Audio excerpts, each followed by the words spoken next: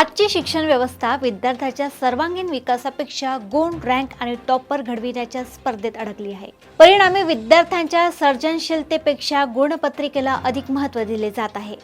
प्रत्येक मुलाची बुद्धिमत्ता, आवड आणि क्षमता वेगळी असते। हे मूलभूत सत्य दुर्लक्षित होत आहे। कमी गुण मिळाले म्हणजे विद्यार्थी कमी बुद्धिमान अशी चुकीची मानसिकता समाजात निर्माण झाली असून तिच्या विद्यार्थ्यांच्या आत्मविश्वासावर गंभीर परिणाम होत आहे। शिक्षकाची खरी भूमिका केवळ अभ्यासक्रम पूर्ण करण्यापुरती मर्यादित नसून विद्यार्थ्यांची क्षमता ओळखून त्यांना योग्य दिशा देण्याची आहे।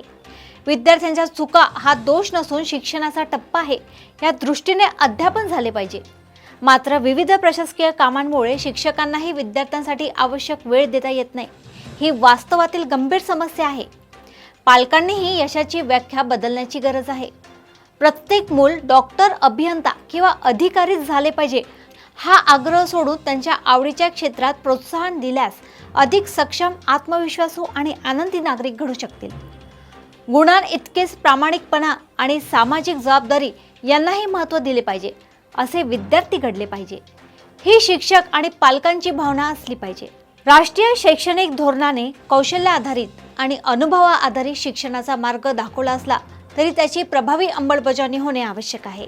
शिक्षणाचे केंद्र परीक्षा नसून विद्यार्थी असला पाहिजे। शाळा या केवळ गुण मिळविण्याच्या संस्था नव्हे तर व्यक्तिमत्व घडविणाऱ्या प्रयोगशाळा बनला पाहिजे।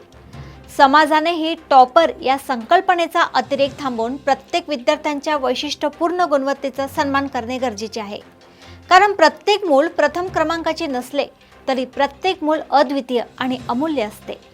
शिक्षणाचे अंतिम ध्येय गुणवान नव्हे तर गुण संपन्न आणि जबाबदार नागरिक घडविणे हे असले पाहिजे। अशाच घडामोडी व अपडेट सोबत पुन्हा भेटूया देशोन्नती संपादकीयमध्ये। तोपर्यंत बघत राहा देशोन्नती। नमस्कार।